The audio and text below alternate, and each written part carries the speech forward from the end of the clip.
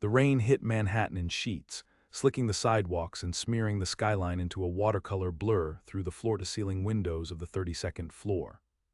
Inside the sleek glass tower that housed Coleridge and Vale Enterprises, everything was sharp edges and efficiency, just the way Ethan Vale liked it. He moved through the halls of his company with the quiet authority of someone who had built an empire brick by brick, driven by discipline and fueled by necessity. His suit was tailored within an inch of its life, his watch more expensive than some people's rent. No one questioned his decisions, no one challenged him, and if they did, they didn't last long. He was used to being in control. Except at home, where that illusion splintered. At home, there was Lily. His 8-year-old daughter had arrived in his life like a thunderclap, unexpected and loud, beautiful and wild. Her mother, Caroline, had left 2 years ago for a sabbatical in Bali that somehow became permanent. Ethan had never planned on full-time fatherhood, yet here he was, waking up early to braid hair he wasn't sure he was doing right, Googling how to pack bento box lunches, and forcing smiles into board meetings even when he'd been up half the night with a child frightened by a dream.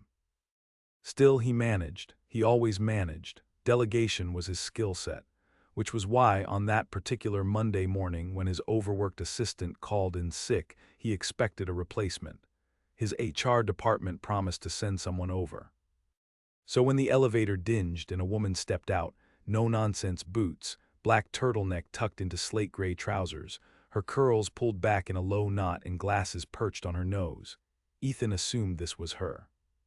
His temporary assistant. "You're late," he said, glancing at his watch and then back at her. "I needed those Q3 projections printed 20 minutes ago." The woman blinked once, slowly. "You must be Ethan Vale." "You're not exactly a mystery," he replied, turning and walking toward his office.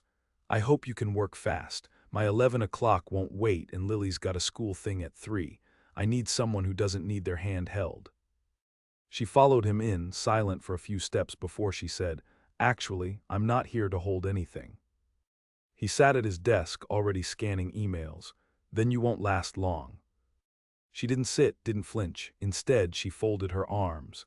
"I'm not your assistant, Mr. Vale. I'm the new in-house consultant your board hired, Ava Marin." He paused, blinked, looked up. She extended a hand. He didn't take it right away. His mind was already tripping through possibilities. The board had talked vaguely about restructuring and needing someone to assess internal dynamics, productivity, and morale. He hadn't realized they'd acted on it. He hadn't realized they'd send someone like her. She was composed, yes, but not meek. There was something in the angle of her jaw, in the way her eyes moved around his office like she was already cataloging its flaws, something unshakable.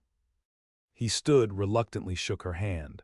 "You're early. Your contract doesn't start until next week." "I prefer to observe before people know they're being watched. Helps me get a clearer picture. And the board is aware of this. They encouraged it." She was here on his turf, uninvited and yet entirely sanctioned. It unsettled him more than he liked. He gestured toward the door. "You can observe from one of the empty conference rooms. This office is not part of the tour." Ava nodded, but the faintest smile tugged at her lips. Of course, wouldn't want to get in your way. He told himself her presence meant nothing. Another hire with too many opinions and too little experience, probably. He'd seen 100 of her type breeze in with polished resumes and polished smiles, but something about her made his chest itch. He watched her walk out, the steady clip of her boots echoing in the glass and steel hush of his world. It should have been the end of it. It was. By Friday, she'd made herself known in ways he hadn't expected. She was everywhere. In meetings he hadn't invited her to, standing quietly in the back with a notepad in hand, watching. Asking sharp questions to managers who usually fumbled for answers. Walking through departments as if she'd always belonged there, listening to conversations that weren't quite complaints but held the weary tone of overworked people losing steam. And worst of all, she hadn't once asked him for permission. He cornered her in the hallway outside the design team's bullpen on Thursday afternoon. She was speaking with Kai, one of their youngest developers, who'd been looking more energized than usual. "I thought we agreed you'd be observing," Ethan said when she finished. We did and I'm also talking with people. I don't need someone interfering with workflows that are already strained. Then maybe you shouldn't have workflows that fall apart under one conversation. He stared at her, she didn't back down. This isn't a personal crusade, Mr. Vale, she said, her voice even. I'm here because your people are burning out, because your turnover rate is up, because your product timelines are slipping and your company is surviving on momentum, not clarity. I'm not the enemy here. Then stop acting like it. She exhaled slowly and stepped a fraction closer. You want your company to survive the next 5 years. You're going to have to stop pretending it's still 2015. The world changed, people changed, you haven't. He opened his mouth, but the only thing that came out was the echo of her words. That night he didn't go home right away. Lily was staying with his sister, and instead of retreating to his penthouse, he sat in his car in the parking garage for almost an hour, staring at the roof of his steering wheel, thinking about nothing and everything. There was something about Ava that dug under his skin, not her presence, not even her critique, it was her stillness, her certainty. She didn't need him to like her. And that was rare in his world. Monday morning, Lily came in with him. She liked visiting his office when school was out. She liked his assistant's candy jar and the view from the big windows. Today she was wearing a backpack shaped like a fox and carrying a drawing she wanted to show him, something she'd been working on all weekend. He was distracted, replying to a bored email, when Ava walked in. She paused, her eyes landed on Lily, then back on him. I knocked, she said. He didn't remember hearing it. Lily perked up. Are you Daddy's boss? Ethan looked up in time to see Ava smile. Not exactly, she said, but I do tell him when he's wrong. Lily giggled. That's what Aunt Rachel says too. Ethan gave up. Ava, this is Lily, Lily Ava. Lily stepped forward. Want to see my fox? It's a superhero. He has lightning powers and lives in a volcano, but he doesn't burn his paws because he's smart. Ava crouched, accepting the drawing like it was a formal document. He looks brave. I think he probably gives good advice. He does, Lily said seriously, like don't forget to sleep. Ethan watched them, something warm and unfamiliar blooming in his chest. He wasn't sure what unsettled him more, that Ava hadn't blinked when Lily approached her, or that his daughter had taken to her so quickly. By the time Ava left, Lily was mid-story about her volcano fox, saving a city from a giant spaghetti monster. You like her, Ethan said once they were alone again. Lily shrugged, she listens with her eyes. He didn't respond, but the words stuck with him long after. By the second week, Ava had her own rhythm inside Coleridge and Vale, not forced, not loud, just present. She worked from the smaller corner office once meant for visiting execs, kept her door open, and started arriving before most of the team. Not to impress anyone, not to win points. Simply to witness the shift from silence to chaos, from bleary-eyed coffee drinkers to clipped conversations. She listened to what people weren't saying. Ethan found himself both avoiding and noticing her. He told himself he didn't care what she was doing, but somehow his day never felt quite steady until he'd spotted her, usually with her glasses halfway down her nose, head tilted as she jotted something in a thick leather notebook. Once he caught her laughing quietly with one of the project managers over something on a whiteboard, not the loud kind of laugh, just a short, soft breath of it. The sound haunted him into his next meeting. It didn't help that Lily asked about her again. Did Ava see my new picture? She wasn't in the office today. Why not? She works on her own schedule. Lily chewed on her apple slice. She should come back, she's not boring like your meetings. Ethan grunted, not willing to admit he'd noticed her absence too. That changed on Wednesday. The elevator doors opened just after 9, and Ava stepped out carrying a box of fresh bagels and coffee from a local cafe most execs had never bothered to notice. Not Starbucks, not convenient, but good. She set the box in the common break area and walked away. No announcement, no company-wide memo, just a small act and then silence. Ethan watched from the hallway, arms crossed. He waited to see if it was a fluke, if she was trying to gain favor, if there'd be strings. There weren't. That afternoon, he stopped by her office for the first time. She looked up, surprised but unreadable. "Can I help you?" He closed the door behind him. "I don't like games."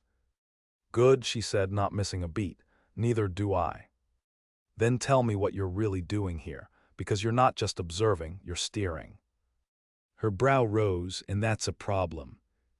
He leaned against the desk, trying to rein in the edge creeping into his voice. "You act like you're running things. You're not. This is my company. And it's bleeding talent." He bristled, but she held his gaze, calm, measured. "I've had meetings with 14 employees this week," she said. "Half of them are considering leaving. The other half are carrying workloads meant for teams twice their size. Every company's stretched. Maybe, but not every company has a culture where people are afraid to say they're drowning." Ethan exhaled slowly. "You think I don't care?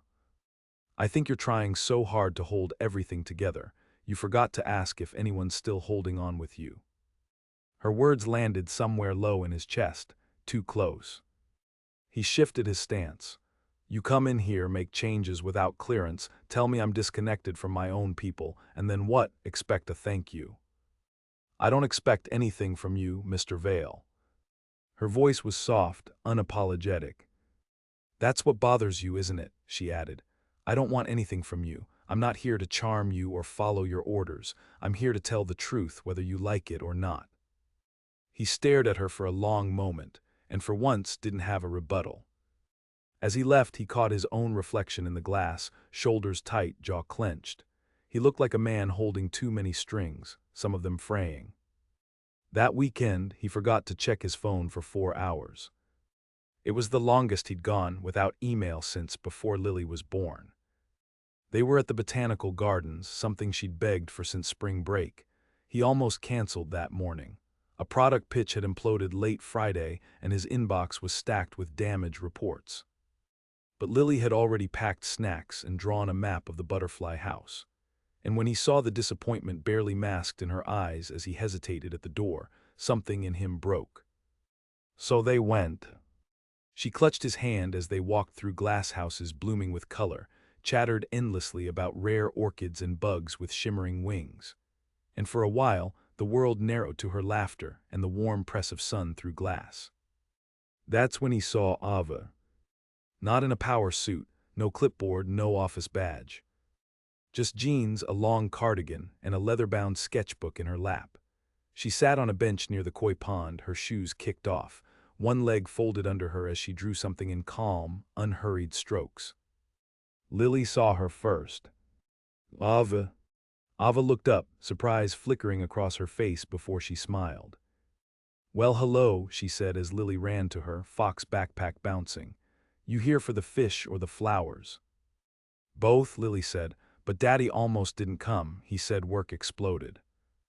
Ethan winced as he caught up. "I thought you lived in a spreadsheet," Ava said, not rising, just tilting her head to look up at him. "Apparently, I live in a koi pond now." She smiled, not sharp, not smug, just amused. "Looks good on you." Lily tugged Ava's hand. "Want to see the turtles with us?" Ava hesitated, eyes flicking briefly to Ethan. Then she stood, slipping her sketchbook into her satchel. "Sure, I like turtles." They walked slowly, Lily bouncing between them, narrating the habits of every reptile she saw. Ethan noticed Ava listened the way she worked, with her whole focus, no impatience, like nothing else existed but the story in front of her. Half an hour passed, then an hour. He didn't check his phone once. They sat on the grass near a grove of dogwood trees, watching Lily chase a dragonfly when Ava asked, "What would happen if you unplugged for a full day?" "I'd have a panic attack," he said honestly. She glanced sideways at him, and after that, "I don't know." He didn't mean to sound tired, but he did. "I'm not telling you to abandon your company," she said after a moment. "Just asking if you remember what your life looked like before it became your company." His answer didn't come. He was still looking for it when Lily dropped onto the grass between them, and handed Ava a dandelion. "Make a wish," she said. Ava turned it in her fingers. "I already have everything I want." Ethan watched her as she blew the seeds away, slow and deliberate, not because she was performing, just because she believed in honoring small things. And for the first time in a long while, he felt the ache of wanting something too. Something he couldn't delegate, something he couldn't own. Just someone who wouldn't let him look away. By the time May slid into June, the heat crept into the city sticky and slow. Ava started keeping her windows cracked open in the morning, letting in the smells of roasted coffee and exhaust, the buzz of street vendors, the occasional bark of a dog too hot to behave. She loved the city in this season, not for its glamour but for its grit. The way people softened around ice cream trucks and park fountains, the way even the hardest faces cracked a little in the sun. But inside Coleridge and Vale, the pressure was mounting. Ethan was wrestling 3 contracts, an acquisition pitch, and a delayed product launch. His leadership team was fraying around the edges, and although no one said it out loud, they were all waiting for him to fix it. Except Ava, she didn't wait for anything. She started holding unofficial check-ins in the afternoons, short, quiet conversations with department heads. No PowerPoint decks, no hierarchy, just people in a room talking about what was working and what wasn't. Word spread. Some resisted, others leaned in. It was the first time in years the design and tech teams had sat in the same room and spoken honestly about what they needed from each other. Ava didn't moderate like a consultant. She didn't direct. She asked questions that landed like stones dropped in water and waited for the ripples. Ethan watched this from a distance at first, then closer. Then one afternoon he sat in. He didn't announce it, just entered 5 minutes after the start, nodded to the group, and took a chair in the back. Ava didn't acknowledge him. She just asked a question about rollout timelines and let the silence hang long enough for discomfort to give way to truth. "I didn't push back when the last deadline moved," one of the developers said. "I should have, but I didn't want to look like I couldn't handle it." The lead designer added, "We've been adjusting mock-ups without knowing the backend's been rewritten. We're not collaborating, we're firefighting." Ethan sat still. He could feel the edges of his control shift, something loosening that he wasn't sure he wanted to grab again. After the meeting, he caught up with Ava in the hallway. "You know you're changing things I never gave permission to touch." She looked at him, no apology in her eyes. "I know. And what if I said to stop? I'd ask why you're afraid of things working better." Her tone wasn't condescending, just real, unvarnished. He didn't answer. But that night he read through every summary she'd written since arriving. Then he stayed up an hour later than usual, staring out his kitchen window, wondering when exactly she'd gotten into his bloodstream. Lily had her spring performance 2 weeks later. Ava wasn't invited, but she showed up anyway. She arrived early, dressed not for work but for a school gymnasium full of folding chairs and juice boxes.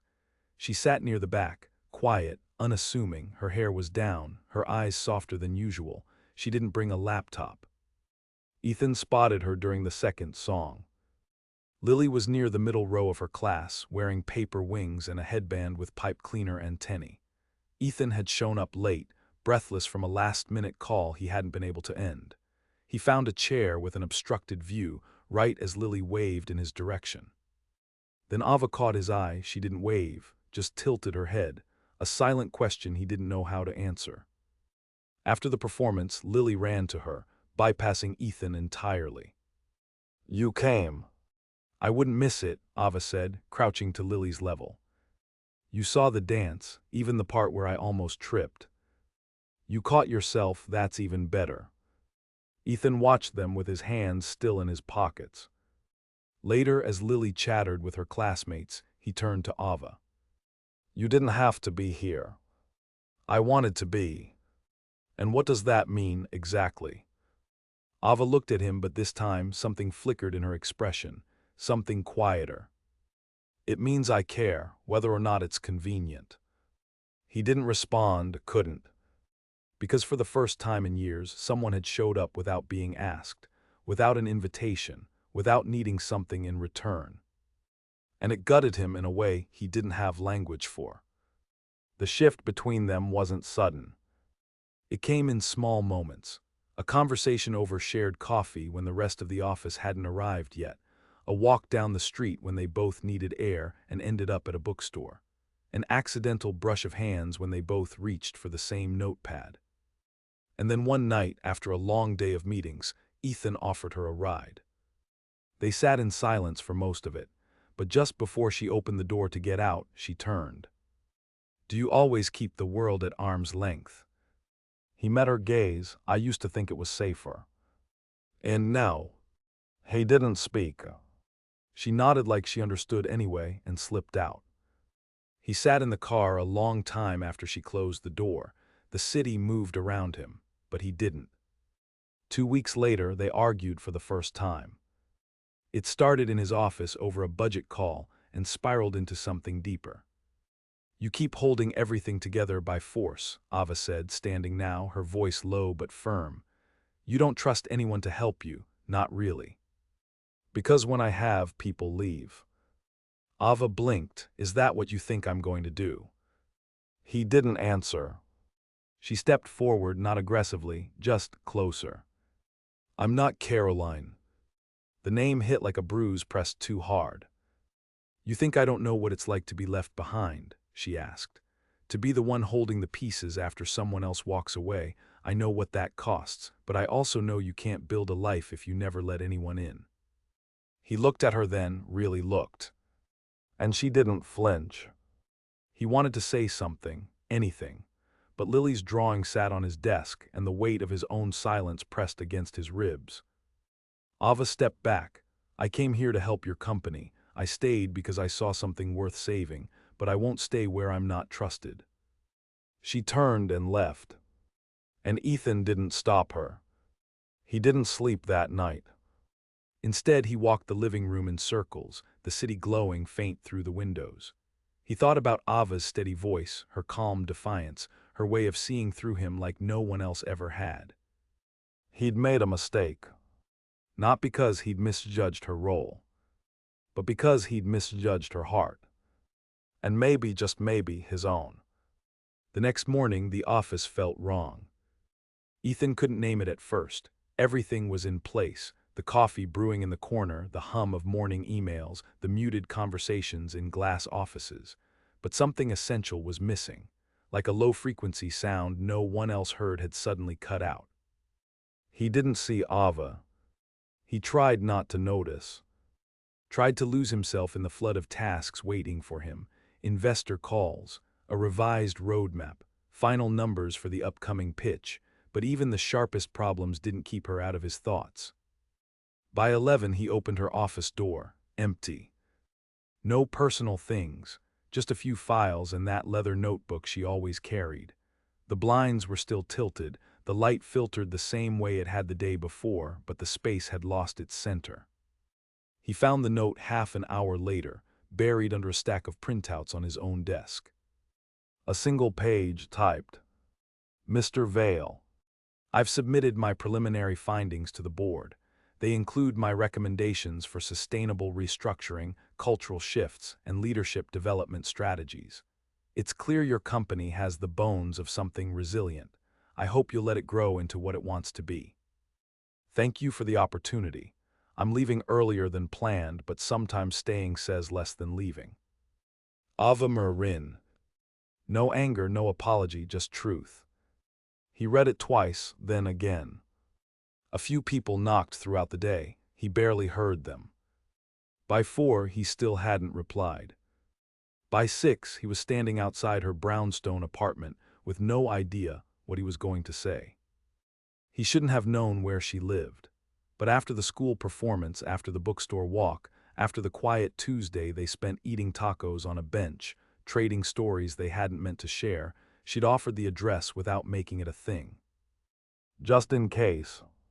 Now, standing in the soft evening light, hands clenched in his coat pockets, Ethan wasn't sure if he had any right to use it. But when the door opened, she was already there. No surprise on her face. Just stillness. "I thought you might come," she said, holding the door halfway open. I didn't come to change your mind. Good, because I already made it. He nodded. I came to tell you I heard you, that I'm trying to listen, really. She didn't step aside. She didn't close the door either. I didn't leave because you're impossible, she said, quiet. I left because I won't keep showing up where I'm only trusted when I'm convenient. He looked at her, guilt crawling through his throat. You were never convenient. A breath of a smile, bitter and soft. I know. He wanted to reach for her, but couldn't. I've spent so much of my life building walls, he said, telling myself it was noble, responsible, that Lily needed consistency, not change, that the company needed strength, not doubt. But then you came in and didn't ask for permission, and instead of pushing you out, I found myself depending on you in ways I didn't understand. Her eyes didn't soften, not yet, but she listened. I'm not asking you to come back, he said. Not unless you want to, but I needed you to know that you were right. I'm the one who doesn't trust, and that's not your fault, that's mine. Silence stretched between them. A street lamp flickered above. A breeze tugged at the hem of her sweater. Then she said, Do you know the first thing Lily told me? He shook his head. She said you made pancakes on Wednesdays, even when you were tired. That you always tied her shoes twice because the first knot never felt safe enough. That you sing off-key in the car, but only when you think no one's listening. He blinked. She didn't tell me you were a CEO. She told me you were hers. A long beat. Ava stepped back then, just enough to let the door widen. A gesture, not a promise, but something. Do you want tea? He hesitated, then nodded. Inside, the space was simple. Warm wood floors, bookshelves filled but not crowded, the scent of something herbal still lingering in the air. She moved like someone who didn't rush without reason, and for once, Ethan didn't either. They sat in her living room, 2 mugs between them, the clink of ceramic the only sound for a minute. You really meant to leave, he said. I did. But you didn't burn the bridge. I never needed to. She looked at him fully then, something shifting in her eyes. I didn't walk away because I stopped caring. I walked away because you didn't know how to let someone care for you. He swallowed hard. I don't think I ever learned. She tilted her head. Are you willing to? His breath caught. Yes. Not because he had the answer, but because the question mattered. She nodded, her gaze steady. Then she reached for his hand, simple, firm, not tender, not romantic. Just human. The way trust begins. Summer settled over the city in waves, warm nights, soft air thick with jasmine from rooftop gardens and late bloomers tucked along iron-railed balconies. Things didn't slow down, not really. The city never did. But inside Coleridge and Vale, something shifted. People started staying after meetings to talk. Not out of obligation, out of investment. Ideas began to rise from places they hadn't before, the second tier, the quiet developers, the marketing assistant with a degree in psychology. Ethan heard the difference before he saw it. Laughter in hallways, fewer sighs, more honest no's. It wasn't perfect, but it was real. Ava hadn't returned in any official capacity. She didn't reclaim her office, didn't ask for her title back, but she was around. Sometimes she worked from the sunroom of Ethan's apartment while Lily painted on the floor beside her. Sometimes she met with team leads on neutral ground, the cafe 2 blocks down or the tiny coworking space tucked between a florist and a second-hand record store. She had no badge anymore, but her name still carried weight in the building. The board noticed, quietly, wisely, they didn't interfere. Ethan didn't try to define whatever was growing between them. Not at first, he just let it be. She came to Sunday dinners. She texted him articles she thought he'd hate, knowing he'd read them anyway. Sometimes she fell asleep on his couch while Lily watched documentaries about wolves and narrated them with commentary that made them both laugh. Sometimes she stayed long after Lily was asleep. But nothing rushed, nothing declared itself too early. A slow burn, warmth without pressure. It wasn't until early August, on a Saturday evening after Lily's last day at art camp, that it all quietly, finally changed. They were in the park. The sun had just dipped behind the skyline, bleeding gold through the trees. Lily ran ahead with two friends from camp, chasing bubbles blown by a vendor. Ava and Ethan sat on a bench that had grown familiar over the last few months, the slats worn and the plaque above it nearly rubbed smooth. He looked at her not sideways, not stealing glances. Just fully, finally, ready to speak. I used to think vulnerability was weakness. Ava didn't respond. She just waited, her body still, her attention open. I built my life to prove I could carry it all, he continued. The company, Lily, the grief, the fear. I thought if I held it tight enough, nothing else could fall apart. And now, he exhaled, not like letting go of something, like allowing it to exist. Now I know strength is choosing to let someone help carry it, even when you're terrified they'll walk away. Ava's fingers moved slightly, brushing his knuckles. And you're still scared. He nodded. She said nothing, just laced her fingers with his. It wasn't dramatic, no swelling music, no fireworks. Just two people sitting side by side, in the glow of a city that had once swallowed them both whole, now softened by the weight of all they'd unlearned. I don't want perfect, he said after a while. I just want something true. Her voice was almost a whisper. Then we're already there. Lily ran back to them, a foam crown on her head, sticky hands outstretched. Can we get ice cream? Ethan smiled, standing to lift her up. You choose the place. I already did, the truck by the corner. It has sprinkles and Ava likes the mango one. Ava raised an eyebrow, amused. You remembered that. I remember everything, Lily said, with a grin too wide for her face. I'm basically a genius. They walked as a trio, the little girl skipping ahead, the two adults moving in quiet step. There was no need for big declarations, no grand finale. Love had arrived the way Ava always had, without asking for permission. And this time, Ethan didn't mistake it for anything less than everything.